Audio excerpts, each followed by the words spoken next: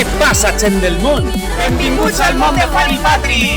Què passa, gent del món? Estem en Sant Joan, data tradicionalment relaciona en lo sobrenatural. Per això vos duem este vídeo, per a parlar d'una part desconeguda de la cultura popular valenciana, la màgia relacionada amb les festes i la vida quotidiana dels valencians, quins elements gasta i els seus rituals, que per desgràcia estan perdent perquè la gent ja no creu en la màgia o la substituís per creences màgiques d'altres llocs. Però cregues o no cregues en ella, és una part de les nostres tradicions que mereix conèixer-se. Comencem per la diferència entre màgia i bruixeria. La màgia és el conjunt de creences i pràctiques que poden influir en el món sobrenatural. Demanar protecció, bona sort, existeix de tota la vida, inclús en el cristianisme. Demanar a sants, beneir, fer penitència. Mentre que la bruixeria seria gastar la màgia per al mal, principalment a través d'una entitat maligna com el dimoni, venjança, mala sort, etc. Tota la màgia popular valenciana és de màgia cristiana, aixina que no haveu de preocupar-vos. Quasi tota se centra en la salut i en la bona sort, per no parlar del repertori de criatures mitològiques populars com el butoni o els donyets, dels quan farem un vídeo que podeu veure per ací. I ara anem als rituals de la bona sort, que són la base de la festa valenciana, els més importants. Possiblement d'origen pagà, les falles són la festa dedicada a Sant Josep. Marquen l'equinocci de primavera, acaba l'hivern i comença el bon oratge. Al foc se li atribueixen propietats purificadores. Per això se cremen ninots satírics i mobles vells, per a que desaparega lo roïn i vell, entre lo bo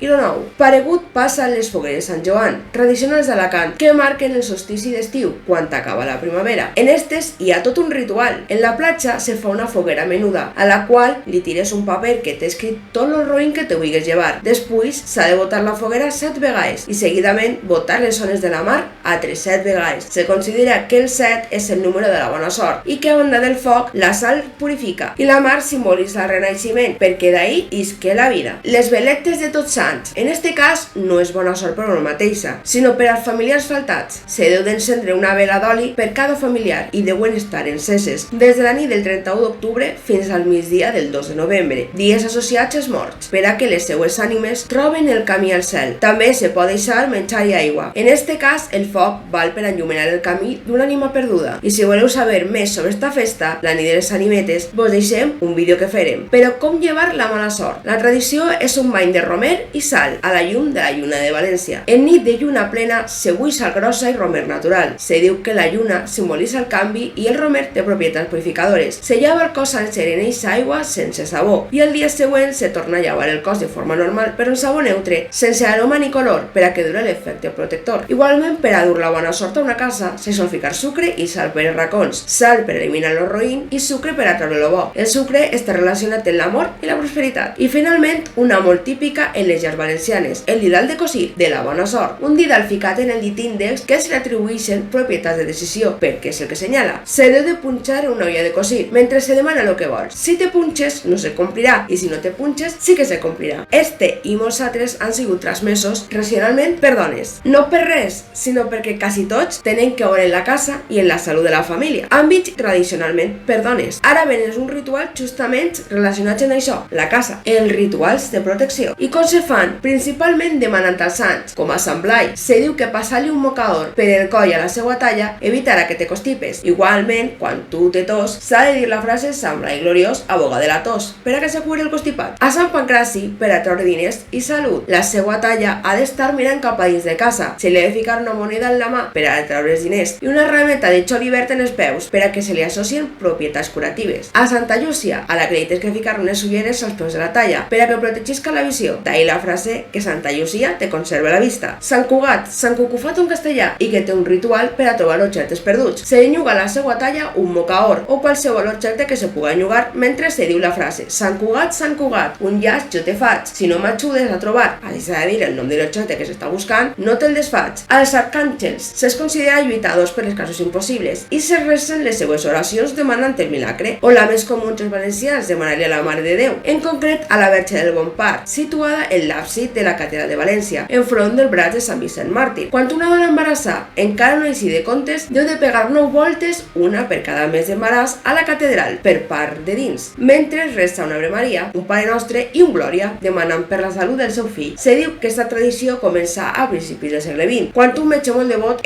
recomanava a les seues pacients. Els valencians també tenim la tradició dels amulets protectors, estampetes, creus, medalles, inclús formen part del nostre tratge típic, espanes beneïts, que se regalen en moltes festes de poble i que se guarden a qui se'ls menja, o relíquies com el Sant Càliz de la Catedral de València, que sempre han sigut considerades elements de protecció. També existeix un ritual per a protegir el camp i tindre bones collites. Quan se planta un camp o se compra, és guitar aigua beneïda sobre les seues vores, fins a rodejar-lo per complet, mentre se resa i se demanen bones collites. Este ritual valdria tant per a protegir la terra com al llaurador que la treballa. I per últim, el ritual de protecció de la lluna, per a cuidar la casa i a qui viu en ella. En nit de lluna plena, en l'exterior de la casa se deu de cremar romer i llorer naturals. El llorer està relacionat amb la immortalitat i la protecció contra malediccions, mentre se resa l'oració del Sant Xuche, que és Jesucrist sentat a la dreta de Déu xutxant a la humanitat. Si us tenen, que no me vegen, si mans tenen, que no m'agarren, si peus tenen, que no m'alcancen. No permitisques que me sorprenguen per l'esquena, no permitisques que la meua mort siga violenta, no permitisques que la meua sang se derrame. Tu que tot ho coneixes, saps dels meus pecats, però també saps de la meua fe. No me desampares. Amén. Finalment, no se'n pot entrar a casa fins que la flama s'apague a soles, o se considerarà que els mals esperits entren a la casa. I per últim, tindríem la màgia de curació, o sigui, les pràctiques que valen directament per a curar algun mal, que combinen herbes i tècniques per a millorar la salut. Passar una clau per l'ull, per a curar els mussols. Imprescindible que la clau tinga un forat, que estiga buida, hueca, i haurà de passar-la 3 vegades per parpall resant un glòria per cada volta. El mocaor, que cura els empatxos. Per a este fan falta 2 persones. La persona que pateix l'empatx no ha de fer res, mentre l'altra persona, la que li vol curar, agafa un mocaor ben gran i manté una punta sobre el seu estómac i l'altra sobre l'estómac de la persona empatxada. Seguidament, en el braç dret, que simbolitza la perfecció, formant un àngul recte, virant cap a dalt, ha d'agafar la mida del seu mig braç i a treure el mocaor cap a ella, mentre s'avança. El procés s'ha de repetir 3 voltes mentre se resa un Pare Nostre en cada aproximació. La camamil·la, que cura la conjuntivitis d'esta planta, se diu que a més atrau la bona sort. Se fa en infusió i quan està tibia se derrama sobre els ulls en ajuda d'un gol menut. I per últim,